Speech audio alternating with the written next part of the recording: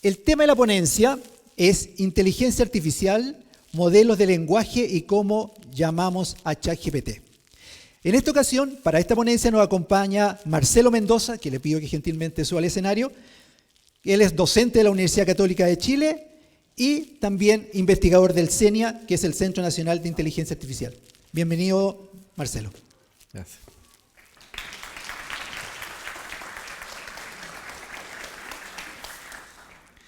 Muy buenos días. Primero, muchas gracias por la invitación a este importante evento. Este tipo de encuentros son sumamente importantes, sobre todo en el contexto de la educación. Como vamos a ver hoy en día, la inteligencia artificial ya está dentro, influyendo en el día a día en el aula, básicamente, y también fuera de ella.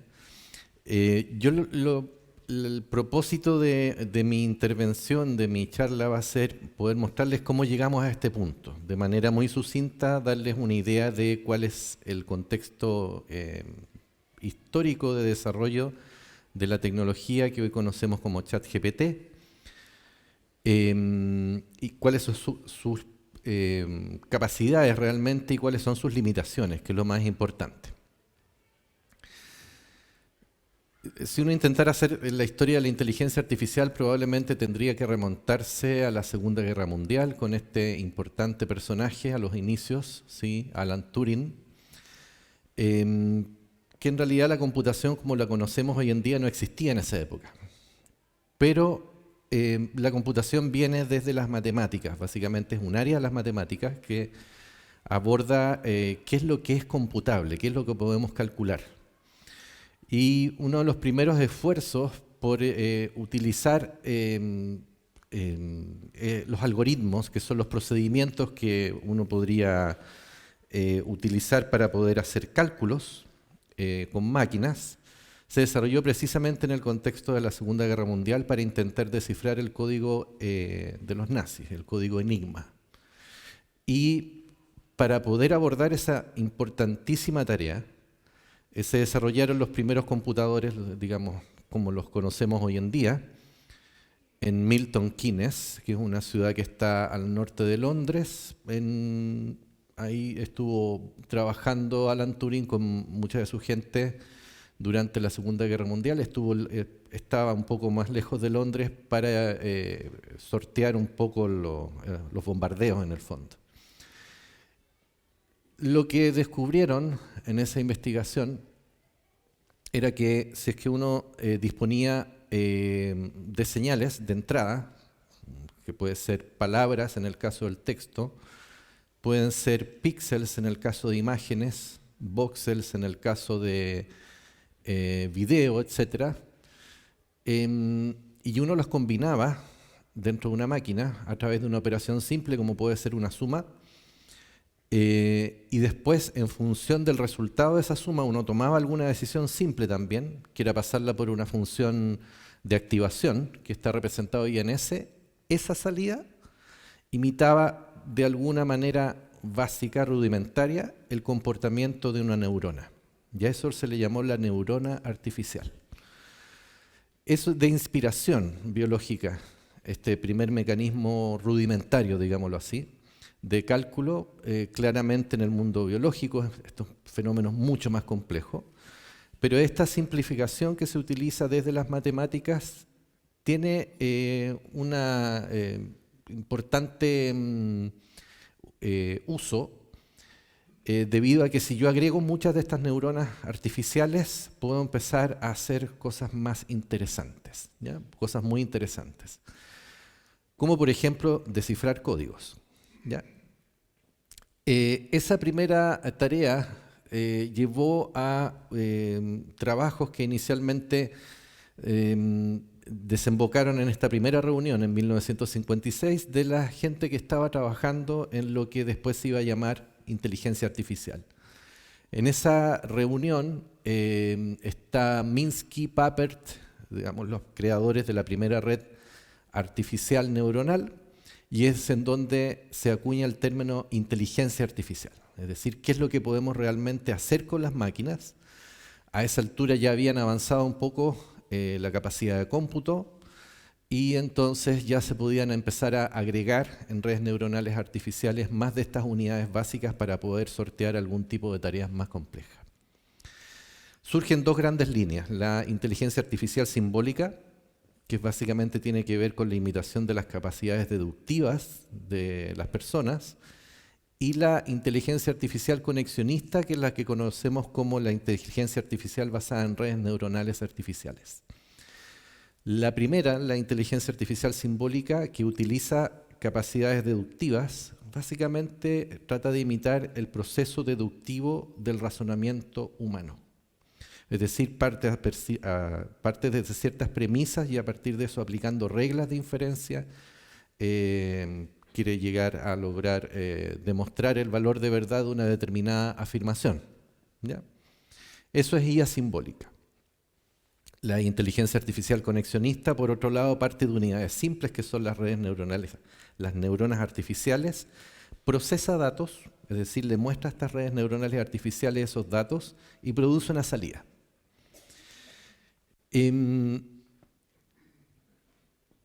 Después, utilizando las redes neuronales artificiales, se construyó la primera red, la más básica, que se conoce como la red neuronal de Rosenblatt, en 1958, que ya era capaz de distinguir entre objetos.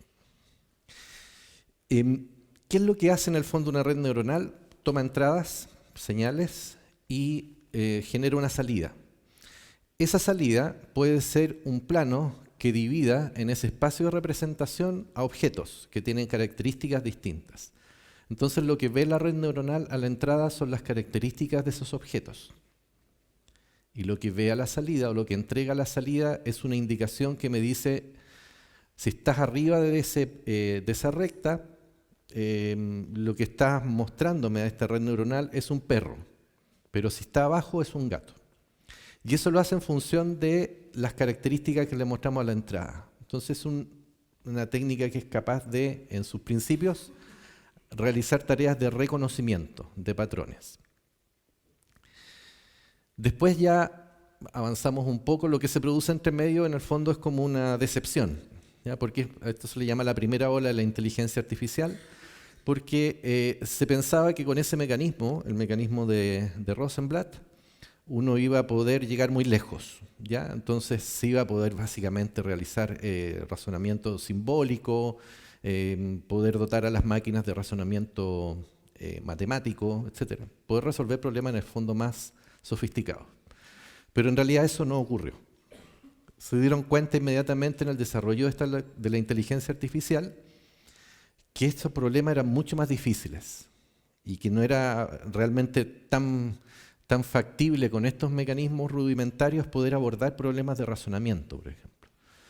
Y hubo como una decepción, y en el fondo se dijo: ya la inteligencia artificial llegó hasta a su techo y de ahí no vamos a avanzar más. Pero la capacidad de cómputo aumenta. Más o menos en los años 80 se produce la revolución tecnológica de la computación personal, ¿cierto? Es decir, los computadores llegan a las casas. Empiezan a llegar los primeros computadores también a los lugares de trabajo, a las oficinas. Antes de eso era arquitectura cliente-servidor, es decir, existía un computador en un lugar lejano y uno se conectaba a través de un terminal, pero este terminal no tenía ninguna capacidad de cómputo, sino que la capacidad de cómputo estaba remota, muy parecida a lo que hoy día es la nube, ¿cierto? Que uno tiene una capacidad remota lejana y uno se conecta desde un terminal en el cual básicamente no hay capacidad de cómputo o no la usa para poder realizar tareas.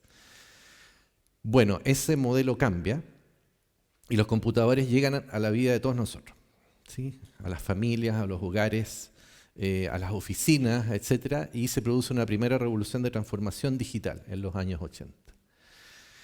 Y más o menos impulsado por esta revolución de transformación digital, este personaje que está acá, que se podría considerar como probablemente el más importante en el desarrollo de la inteligencia artificial, logra hacer un avance fundamental en redes neuronales. Él es Geoffrey Hinton, ¿ya? Hinton, junto a otros investigadores, desarrolla el algoritmo que se llama de retropropagación. ¿Qué es lo que hace el algoritmo de retropropagación? Da esta red neuronal que toma una entrada a través de agregación de operaciones sobre sobre neuronas artificiales, genera una salida. Básicamente lo que tenemos, los profesores, profesoras de matemática, lo que tenemos es una función. Entonces lo que hace una red neuronal es aproximar una función no lineal. Eso es lo que hace básicamente. Pero una función muy compleja, con muchas variables de entrada y genera variables de salida. ¿Sí? Variables independientes a la entrada que capturamos desde el medio y generamos una variable que es dependiente a lo que le mostramos en la entrada. Entonces una función. Una red neuronal entonces con un algoritmo de retropropagación es capaz de hacer lo siguiente. Yo le voy a mostrar a la salida un ejemplo, entonces voy a decir, mira, te estoy mostrando un perro y a la salida yo quiero que me digas que esto es un perro. Entonces yo le voy a premiar a la red neuronal ajustando sus pesos en el caso de que la predicción sea correcta. Y voy a modificar sus pesos, es decir, voy a modificar la función de transferencia si es que se equivoca. Básicamente ese es un mecanismo de aprendizaje automático. Es decir, si yo le muestro muchos ejemplos a la red neuronal, esa máquina va a ser capaz de ajustar esta función de transferencia de manera tal de que para estos datos de entrada genere las salidas esperadas. Ese algoritmo se llama retropropagación. Y es un algoritmo fundamental que desarrolla esta segunda ola de la inteligencia artificial y a partir del cual se pueden empezar a hacer realmente problemas mucho más complejos. Por ejemplo, se desarrollan los sistemas de apoyo a la toma de decisiones en los años 90. Se desarrollan en función de estos sistemas, mecanismos de reconocimiento de dígitos, de firmas, etc. Toda esa segunda ola de inteligencia artificial viene tomada de la mano de este avance. Después viene otra escuela en la inteligencia artificial que se llama la escuela bayesiana, que más o menos es un poquito más deductiva, es decir, tiene ciertos supuestos, hace supuestos sobre los datos, y eso se toma la primera década del siglo XXI. Pero las redes neuronales quedaron ahí, llegaron hasta cierto punto de desarrollo, hasta el 2012, en el cual se produce o se genera una primera arquitectura de red neuronal profunda, es decir, que tiene muchas capas. Los datos de entrada pasan por muchas capas de neuronas. Eso se llama una red profunda de inteligencia artificial. Esta red que está acá, que es la arquitectura que describe a AlexNet, es la primera red que es capaz de reconocer imágenes sobre una base de datos enorme de imágenes. Estamos hablando de millones de imágenes. Y sobre esos millones de imágenes se pudo entrenar esa primera red y se le dotó a la máquina de capacidades para poder reconocer objetos. Y más o menos en paralelo, a AlexNet viene un primer modelo de lenguaje que muestra texto a la entrada y la red es capaz de aprender una representación de ese texto y en función de eso empezar a generar texto. Al principio de manera muy rudimentaria y después ya de manera bastante más a lo que conocemos hoy en día como ChatGPT. ¿Qué es lo que produce este enorme avance? Dos factores. Con la irrupción de la web tenemos muchos datos. Como tenemos tantos datos, Wikipedia, etcétera, Boot Corpus, muchas cosas, mucho texto, uno podría construir una red neuronal artificial muy grande, con muchas capas internas, muy compleja, y mostrarle mucho texto. Y mostrarle a la salida un texto generado, digamos. ¿Qué es lo que yo espero que tú generes si es que yo te muestro este texto a la entrada? La tarea simple, con la cual se entrenan los modelos base del lenguaje, es la tarea de completación de texto. Yo le muestro una oración, le muestro las n-1 primeras palabras y le pido que haga la predicción de la palabra n. Si tengo mucho texto, esa es una tarea con la cual yo puedo entrenar la red. Y esa es básicamente la tarea con la cual se entrena el modelo base. El modelo base, en el fondo, lo que es capaz de hacer, si es que yo le muestro mucho texto, es aprender, en el fondo, hace un aprendizaje estocástico en realidad, porque tiene mecanismos para poder muestrear las palabras que va a generar. Aprende a generar textos que son relativamente coherentes. Si yo le muestro mucho texto a una máquina utilizando este procedimiento, va a aprender a generar textos que son relativamente coherentes. Esos textos van a imitar los textos que yo le estoy mostrando, ¿sí? No va a haber nada fuera de la caja en el fondo. Dado que existe un gran volumen de datos y además aumenta el poder de cómputo, se puede entonces construir redes neuronales de gran tamaño, de gran volumen. Estamos hablando de redes neuronales que tienen miles de millones de parámetros. Miles de millones de parámetros. Es decir, realmente la función de transferencia de una red neuronal como la que tiene GPT es muy compleja, ¿sí? Si uno se lo imaginara, una función de transferencia probablemente más simple es una recta, ¿cierto? ¿Sí? Con un par de parámetros, A y B. Les estoy hablando de una función de transferencia que tiene miles de millones de parámetros. O sea, imagínense lo que es esa función, ¿no? Para generar a partir del texto una salida. Entonces tiene muchas cosas que además son difíciles de entender qué es lo que está haciendo. Dado que tienes tantos millones de parámetros, va a ser muy difícil ver qué es lo que realmente está aprendiendo. Hay toda una rama de la inteligencia artificial que aborda ese problema, es entender qué es lo que realmente aprendió la máquina. Eso se llama la inteligencia artificial explicable.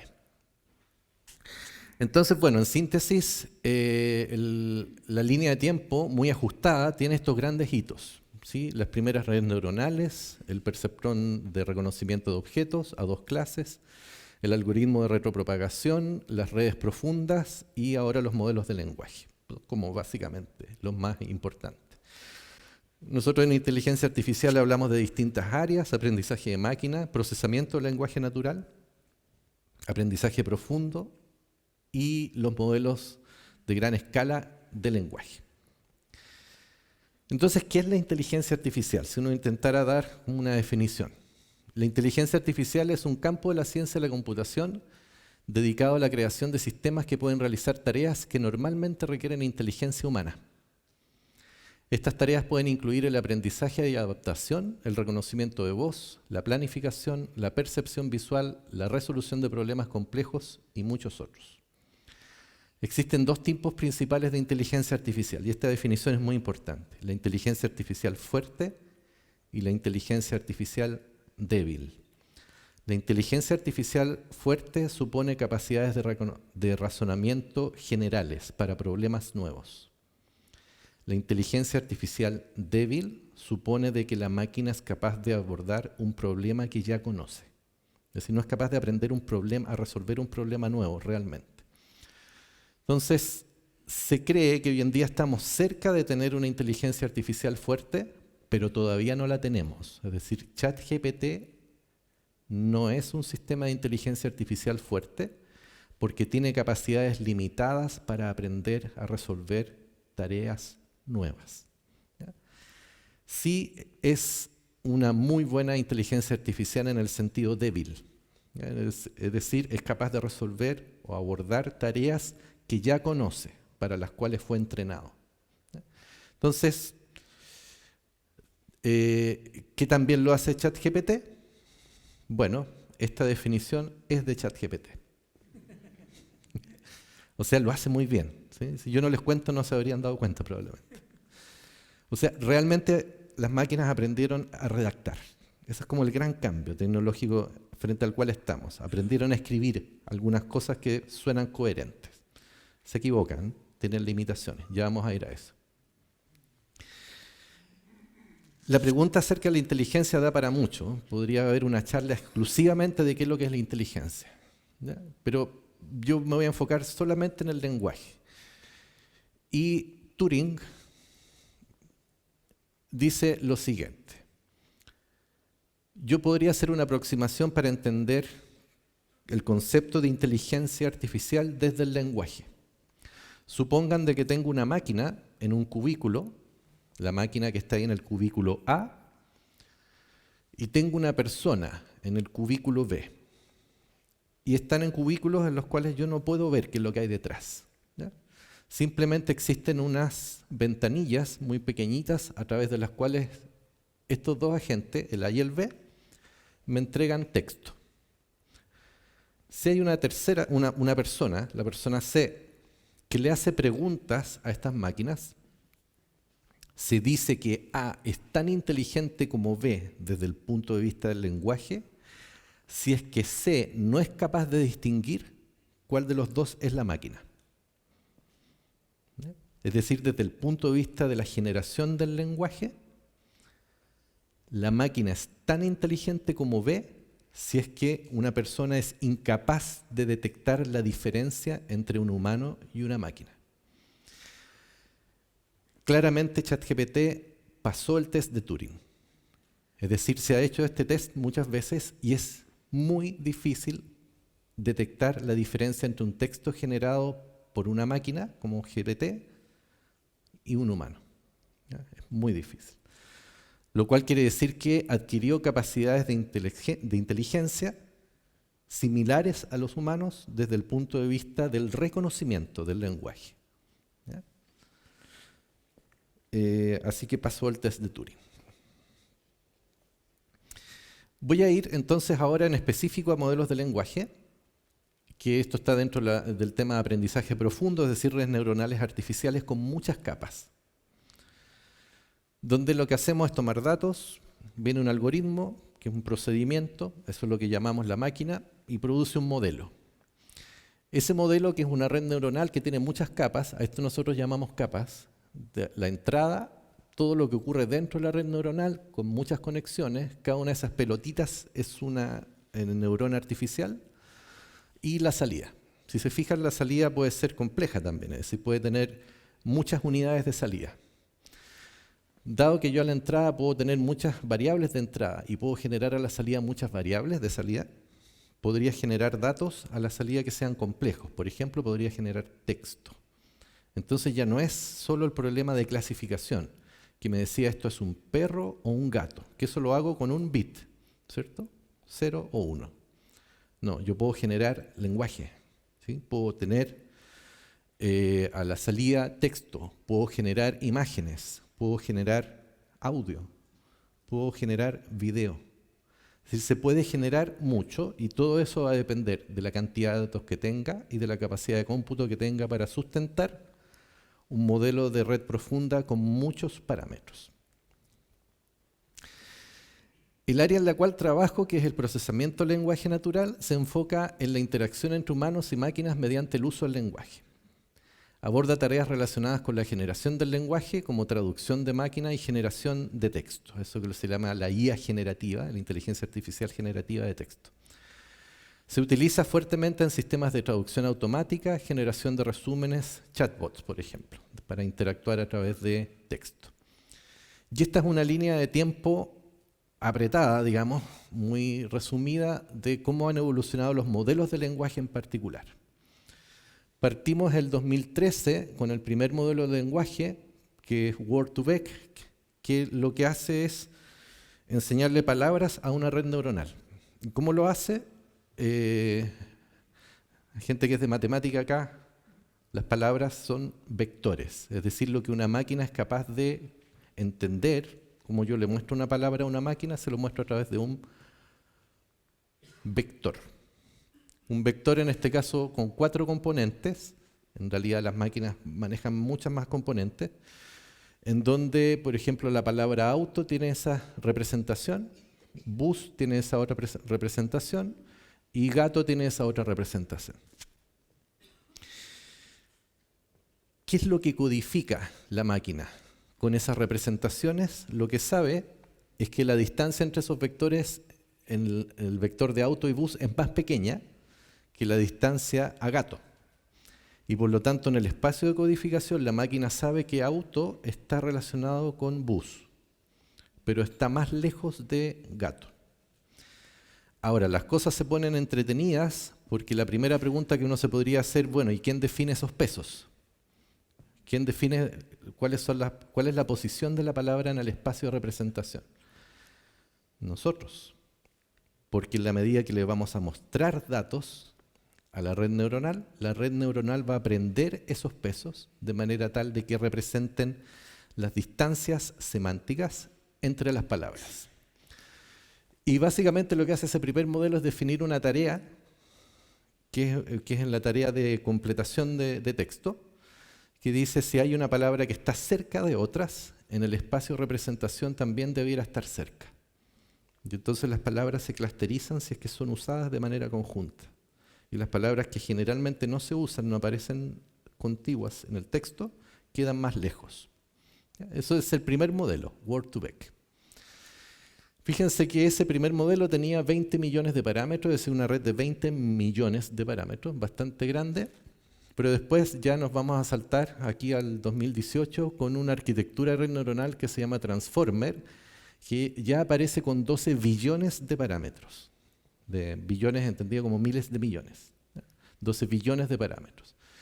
Y tiene muchos más parámetros a la cual le mostramos Book Corpus, Wikipedia, etcétera, mucho texto, y se le entrenó para abordar el problema de traducción. Así se le mostraba una oración en castellano, a la salida la oración en inglés, y lo que se le pedía es que la función de transferencia fuera capaz de generar la oración en inglés a partir de la oración en castellano. La función de transferencia desde el texto genera la oración en el lenguaje destino. Si yo eso lo hago con mucho texto, la máquina va a ajustar sus parámetros de manera tal de generar pocos errores. Y en el fondo lo que va a hacer es traducir, va a empezar a traducir. Hay algo fantástico en las máquinas, en las redes neuronales artificiales, que tienen capacidad de generalización. Es decir, son capaces de aprender dentro de la tarea que yo definí algunas cosas nuevas. Es decir, no es necesariamente memorización. Es decir, yo le podría mostrar un texto que no necesariamente estaba en el conjunto de datos con el cual lo entrené y va a poder traducir de manera razonable porque aprende a partir de los otros ejemplos más o menos qué es lo que tiene que hacer. Entonces esa función de transferencia tiene esa capacidad. Transformer es la arquitectura de redes neuronales más importante hasta el día de hoy. Ese es realmente el cambio. La arquitectura que se utilizaba anteriormente se llamaba perceptrón multicapa, que ese es el perceptrón de Rosenblatt, que viene del año 58. Entonces, en el año 2018 se cambia la arquitectura, y esa arquitectura tiene una capacidad de que la red tiene un mecanismo de autoatención, es decir, la red neuronal tiene un mecanismo que dice, de lo que tú me estás mostrando, estas son las palabras más importantes para generar la salida. Esa función, que es retroalimentación, la misma máquina lo hace, es lo que está declarado en el transformer. Entonces, esa capacidad de la máquina para que pueda seleccionar a cuáles palabras le va a poner más atención, es lo que hace avanzar muchísimo la capacidad de generalización de las redes neuronales. Todo lo que viene después, GPT, es Transformer preentrenado generativo. Eso es GPT. Son arquitecturas Transformer preentrenadas sobre un gran corpus de texto con capacidades para generar textos nuevos. Y eso es GPT-1, 2018, genera texto sintético. Lo que hacían estas primeras tareas era completar historias, le mostraba el inicio de un cuento y generaba el final del cuento. Eso era lo primero. Después construían resúmenes, le mostraba un texto grande y construía un resumen chiquitito. Y después empezaron a entrenarlas para que fueran capaces de responder a preguntas, ya sea de selección múltiple o a preguntas abiertas. Y ahí es donde las cosas se ponen interesantes porque al 2022, esto ya estamos en el año pasado, viene un gran cambio que es lo que se denomina, tiene este modelo base que está entrenado para una tarea, pero ahora además yo le voy a mostrar ciertas instrucciones para que reconozca instrucciones. Esas instrucciones es lo que nosotros conocemos como prompt. El prompt lo que hace es definir una instrucción que yo se la voy a mostrar a la máquina y en función de esa instrucción que define una tarea, me va a entregar un texto consistente con esa tarea que yo le definí. Para poder hacerlo, se definió un conjunto de ejemplos que tenía instrucciones. Y a eso se le llama el GPT de instrucciones. Y se entrenó sobre el modelo base, un modelo con muchas instrucciones. Y eso es lo que genera el GPT-3 y el 3.5, que es típicamente el que usamos con ChatGPT. El base turbo está con GPT-3.5. Pero hubo una tarea muy importante que es de aprendizaje reforzado, que lo que hace es decir, ok, te muestro esta instrucción, esta es la salida que tú me das, y hay un humano en el loop que le dice, la salida que me diste me gustó, ok, check, o la salida que me diste no me gustó. Esa feedback que le da el humano a la máquina se llama aprendizaje reforzado.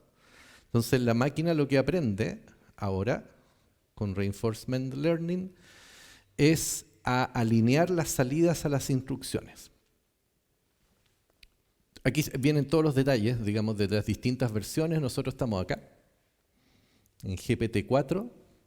ChatGPT permite acceder a ambos. La versión paga es GPT-4, la versión un poco más económica es la 3.5, y típicamente la que uno usa como base por defecto es la 3.5 Turbo. ¿Ya? ¿Qué es lo que hay con ChatGPT? En el fondo, ¿qué es lo que es capaz de hacer? Ahí arriba le doy en el prompt una instrucción, que en este caso es una pregunta abierta. Le digo, explícame qué es un modelo de lenguaje en el área de inteligencia artificial, y me da eso. Esa es la respuesta a la máquina. El aprendizaje reforzado fue muy importante para alinear las respuestas de la máquina, para evitar, por ejemplo, que usara lenguaje de odio, para evitar, por ejemplo, que realizara algún tipo de comentario o generara texto sesgado, ¿sí?, que dañara a grupos específicos. Entonces, hay mucha tarea en términos de retroalimentación humana para que las salidas sean razonables, estén alineadas con lo que yo espero obtener. Entonces, por ejemplo, un prompt es, explícame el aterrizaje a la Luna como si fuera un niño de 6 años. Ese, como si fuera un niño de 6 años, supone de que el texto generado ahora va a ser un texto mucho más simple, más directo, ¿sí?, con un léxico acorde a una persona de 6 años. ¿Ya? Hay una persona que le dice, sí, me gustó lo que generaste, o bien le dice a la máquina, no, no me gustó. Y ese feedback entra a una máquina distinta que lo que hace es ajustar los pesos de GPT. Entonces, en ese esfuerzo, donde hay un humano en el loop del algoritmo de entrenamiento, la máquina es capaz de empezar a alinear cada vez mejor las respuestas a los prompts, porque hay una persona entre medio que le dice si esto es razonable o no. Por ejemplo, aquí le vamos a decir, interacción, me gusta tu explicación, pero me gustaría que mencionaras qué es lo que dijo el primer astronauta cuando pisó la Luna. Entonces, ahora sí, me va a hablar de eso. Todo eso está pasando por este mecanismo de recompensa, que se llama aprendizaje reforzado. Es decir, si la respuesta es buena, yo le doy un like, la máquina guarda ese feedback y sabe de que esa es una buena respuesta para preguntas parecidas. Si es mala, yo le doy un dislike, entonces va a saber de que esa respuesta no es la que espera una persona. Tiene otra capacidad que es la de regenerar, como un mecanismo de generación estocástico, puede regenerar la salida, es decir, no siempre me va a generar la misma respuesta, y me da la posibilidad de que yo pueda indicarle cuáles respuestas son mejores o peores. Y esa información también la utiliza ChatGPT para rankear sus respuestas.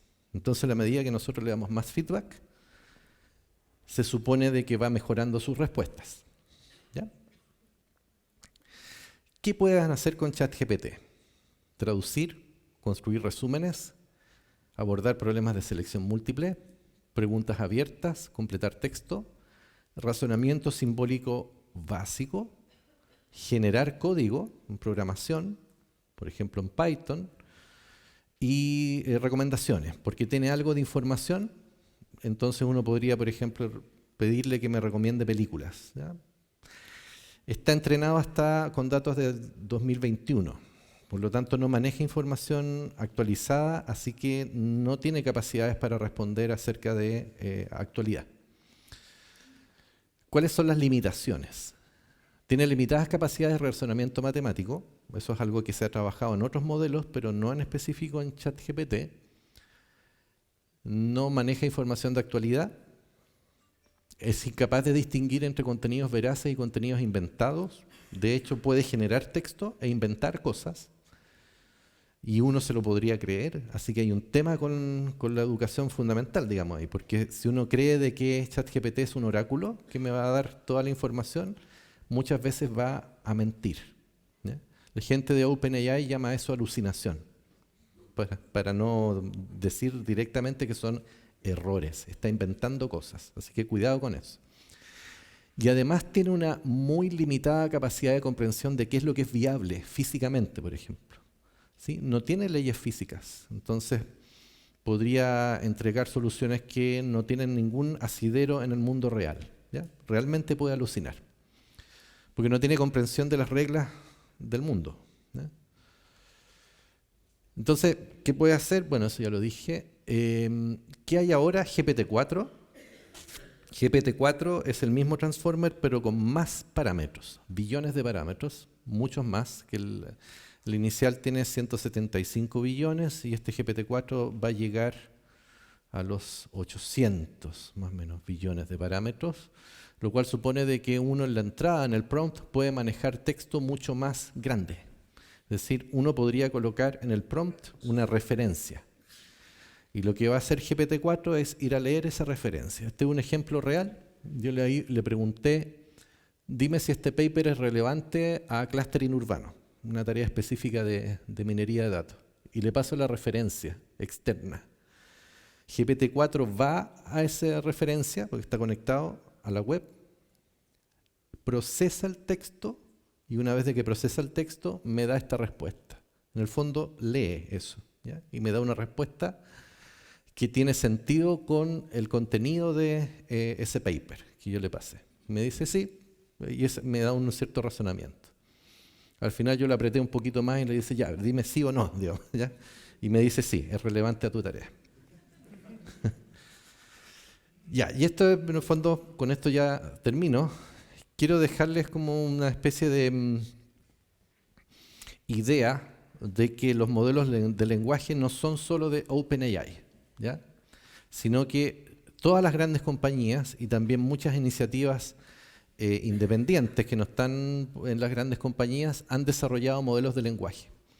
Y hay algunos modelos de lenguaje específicos, por ejemplo, desarrollados por Meta, como Galáctica, que tiene capacidades de razonamiento matemático un poco más avanzadas, ¿ya? Porque han sido entrenados específicamente con datos de matemática y también con muchas bases de datos de química. Eso lo tiene Meta, ¿ya? Amazon, por ejemplo, tiene su text miner de Alexa, que le permite poder generar texto con el asistente de voz, ¿ya? Hay muchos desarrollos que tienen que ver con modelos de lenguaje de código abierto, que son los que a los investigadores nos gustan porque nosotros los tomamos, miramos por dentro cómo están hechos y después los modificamos para abordar ciertas tareas específicas. El más conocido es Llama, que de hecho Meta lo liberó, Llama y Llama 2, que es el más importante, y hay modelos de Meta específicos para traducción multilingüe, que esto es, ningún lenguaje se queda atrás, es el NLLB, que tiene 175 idiomas, ¿ya? O sea, realmente es un modelo de lenguaje muy grande. Así que en realidad Hay algunos que son específicos para programación de computadores, con códigos como Codex, por ejemplo. Y hay otros que son más específicos para el ámbito de las noticias, etc. Hay un ecosistema de modelos de lenguaje mucho más grande que ChatGPT. ChatGPT probablemente el más conocido, ¿sí? GPT-4. ¿Qué viene después? Con esto ya termino. Lo que viene ahora es datos multimodales. Es decir, ¿qué quiere decir esto? Si se fijan, las máquinas son capaces en este momento de generar datos que son unimodales. Es decir, o generas texto con GPT, o generas imágenes, ¿sí? O generas videos, pero no generan todavía mezclas, ¿ya? Texto más imagen, texto más video, ¿ya? Esa generación multimodal es en lo que se está trabajando ahora. De hecho, GPT-4 ya tiene una capacidad multimodal, que es que en el prompt, yo además de escribir el prompt con texto, yo puedo hacer un esquema o podría darle un dibujo, ¿ya? Entonces es entrada bimodal, es decir, yo le puedo dar una descripción gráfica en el prompt y además colocar texto. Y en la salida genera texto, ¿ya? Lo que viene es generación multimodal. Es decir, me va a generar, por ejemplo, diagramas, ¿ya? Diagramas donde está el texto embebido en el diagrama, pero además existe una estructura. Algo de esto ya está más o menos hecho. Si tienen la posibilidad de trabajar con GPT-4 y le colocan un plugin que se llama Show Me, van a ver de qué es capaz de generar mapas conceptuales. Ustedes les dan en el prompt texto y va a generar un mapa conceptual. O sea, hacia allá vamos. Y va a ir mucho más rápido el campo de la generación de audio. Toda la inteligencia artificial generativa impacta fuertemente a las artes, a la industria creativa. Video, imágenes de arte, todo eso es algo que viene muy fuerte ahora, ¿ya? Eso, muchas gracias.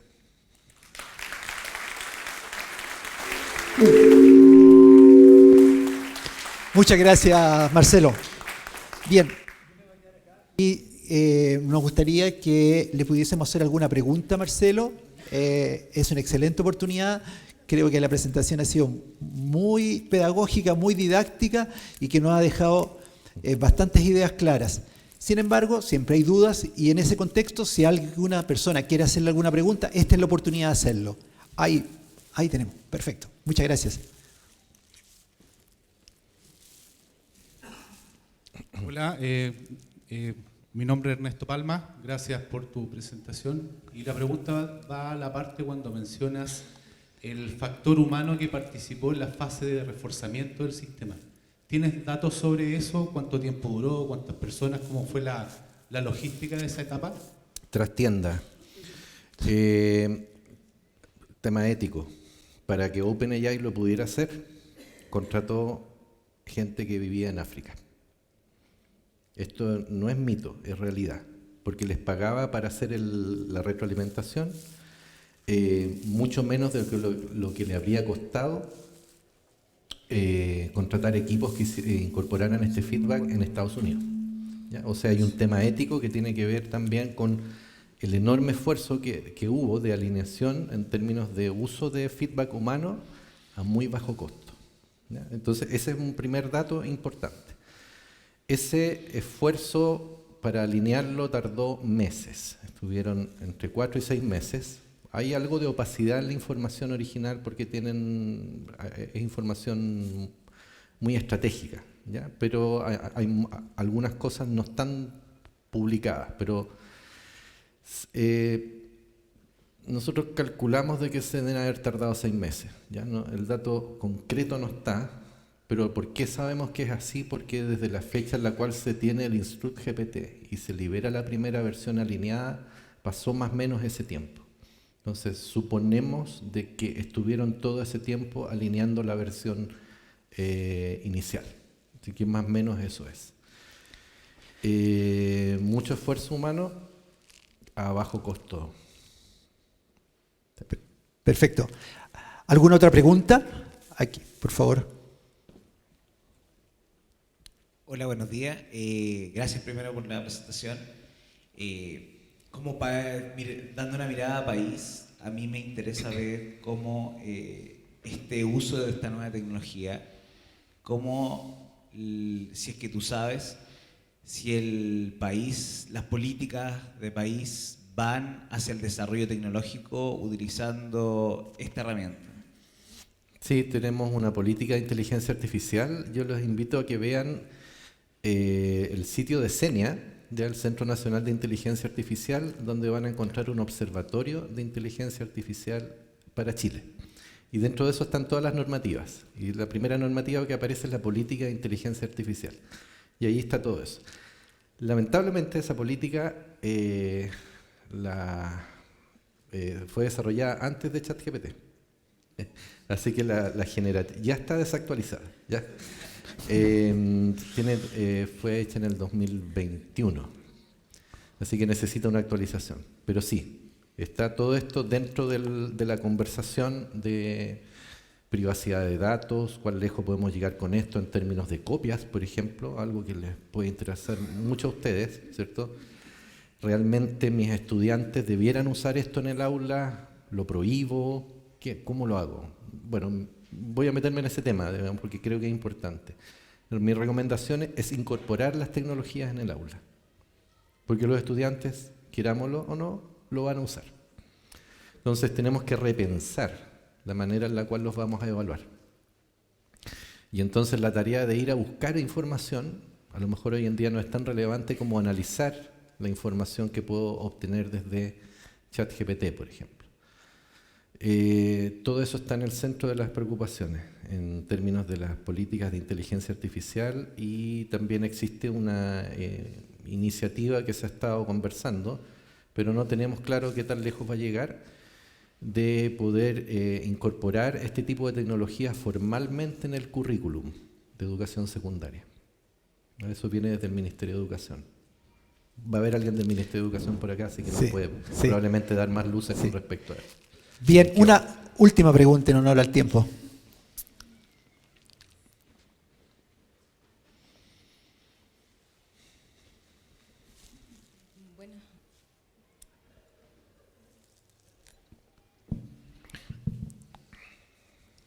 Buenos días.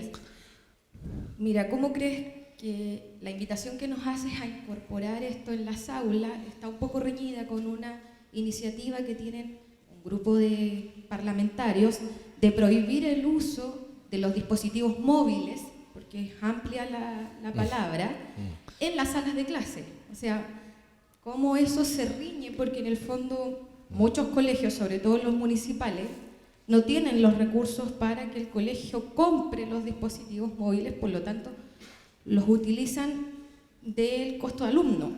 Por lo tanto, esta iniciativa está prohibiendo todo ese uso porque es una mala adaptación de una política sueca. ¿Cómo eso conversa con tu invitación?